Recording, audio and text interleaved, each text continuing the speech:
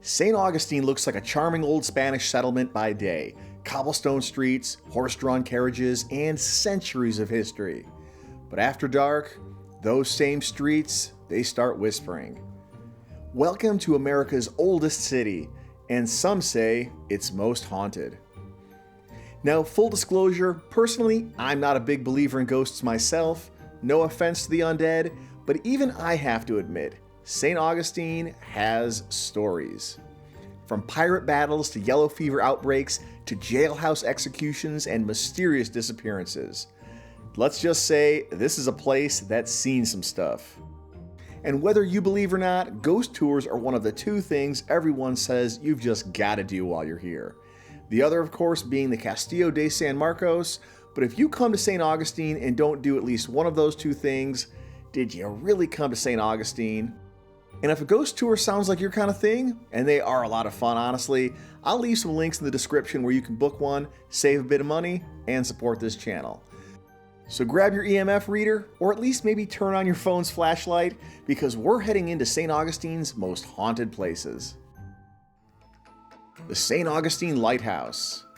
We're going to start at one of Florida's most photogenic ghost stories, the St. Augustine Lighthouse. It's beautiful by day, and some say terrifying by night. During its construction in the 1870s, tragedy struck when 3 young girls drowned after a cart they were playing in rolled into the bay. And ever since, visitors and staff say they hear giggles echoing through the stairwell, see small shadows darting around corners, and some say they can catch the smell of kerosene fuel from old lanterns that aren't even there. Ghost hunters filmed here and called this one of the most active sites in the entire country. Others say that's just what happens when you climb 219 steps in 100% humidity. You start seeing dead people. The Castillo de San Marcos. So this is the oldest masonry fort in the continental United States. It was built in the 1600s. It's made of coquina stone, basically prehistoric seashells, and apparently that stuff holds a lot of memories. Legend says a Spanish officer and his wife disappeared during the colonial days. Centuries later, explorers found a sealed room in the fort, and inside that room were human bones in uniform. So pretty sure the ghostly moans people hear echoing through the corridors aren't just tourists getting lost. And if you go at sunset when the fort glows orange and the waves slap the walls, you might understand why this place has made believers out of skeptics. The old jail.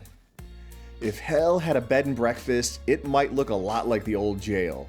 Built in 1891 and still perfectly preserved, this place housed murderers, thieves, and probably a few unlucky tourists who complained about the parking situation in town. I don't blame them, it's pretty bad. Executions were held here right on site, and legend says the ghost of a former inmate named Charlie Powell still walks the halls, jangling his chains and making visitors nauseous. Others report cold spots, whispers, and even the smell of cigar smoke in empty cells. You can take the nighttime old jail after dark tour for the most immersive and creepy experience. They're even going to lock you in here for a little while in the pitch dark. But don't worry, the ghosts are friendly, most of the time. The Huguenot Cemetery. Just outside the old city gates sits Huguenot Cemetery, the final resting place for 400 victims of the yellow fever epidemic of the 1820s. Visitors say they've spotted a glowing apparition in a white gown, said to be the ghost of a teenage girl who never made it home. And another local legend tells of Judge Stickney, whose body was stolen here in 1882, and whose ghost has been seen ever since, probably still looking for his old missing bones. It's eerie, quiet, and surprisingly peaceful. Or at least until your camera battery dies all at once, and you won't be able to take a picture to prove what you saw here. Flagler College. The Ponce de Leon Hotel, now Flagler College, was built by railroad tycoon Henry Flagler in 1888, and at the time it was the height of Gilded Age luxury. Tiffany glass, gold leaf, and apparently one eternally angry spirit.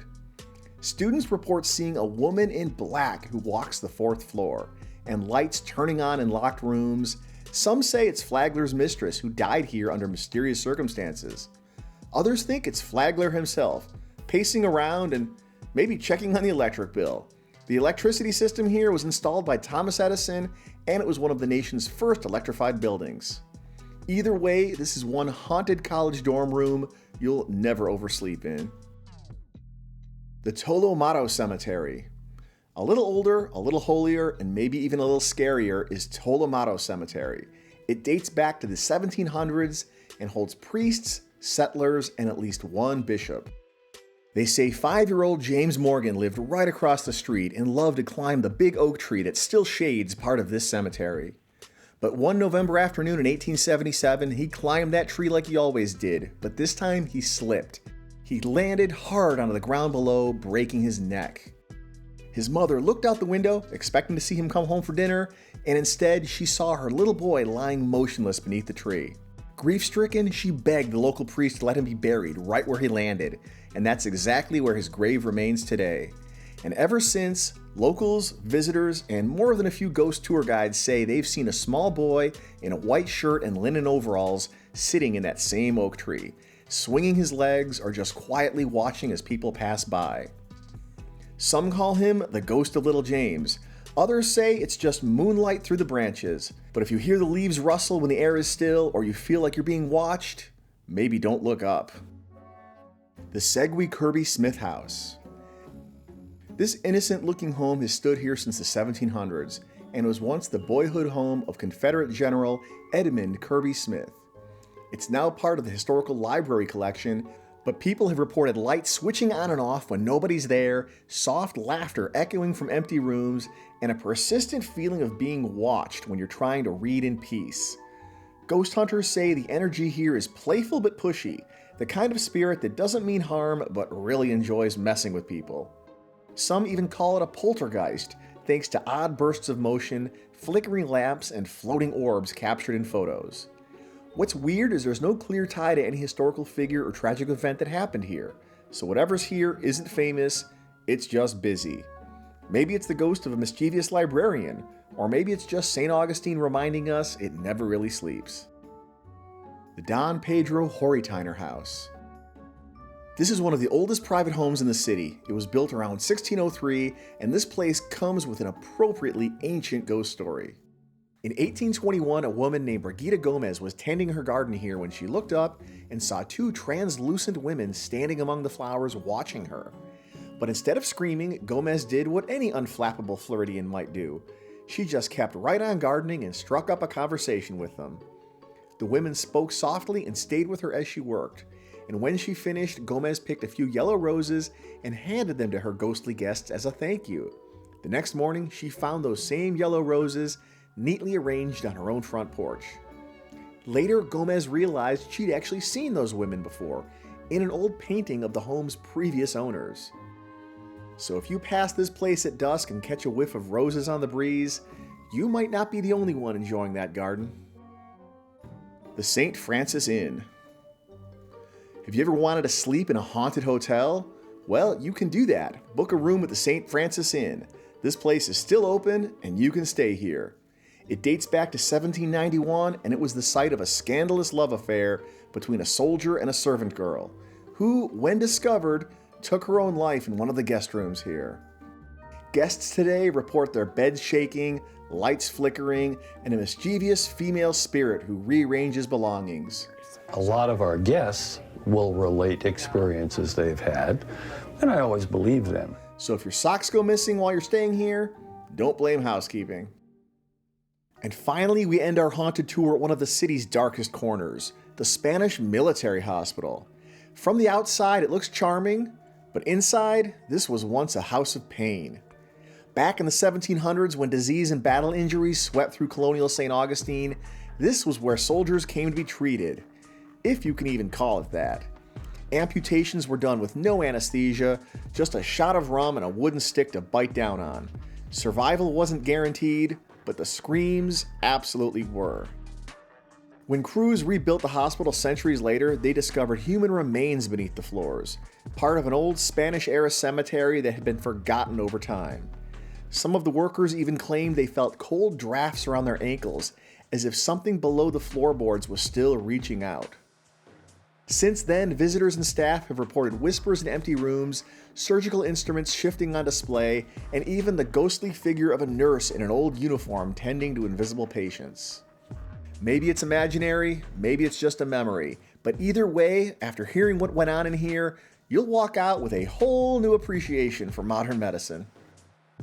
So whether you believe in ghosts or not, there's no denying that St. Augustine knows how to put on a good scare. You can take dozens of different ghost tours here, by trolley, on foot. One of them is even a haunted pub crawl. And honestly, they're one of the best and most fun ways to see the city at night. History, mystery, and the occasional scare, it's kind of a local tradition. Now, I may be a skeptic, but I'll admit the atmosphere here does get under your skin at night. You don't need to believe in ghosts just to feel this city's past. So when you visit St. Augustine, see the Castillo by day, but stick around after sunset because that's when the real stories come out. Thanks for watching. If you want to come along and explore Florida with me from the theme parks to the state parks, please hit like, please hit subscribe. I've got lots more cool Florida content coming your way. Until the next one, stay safe, and I'll see you around the Sunshine State.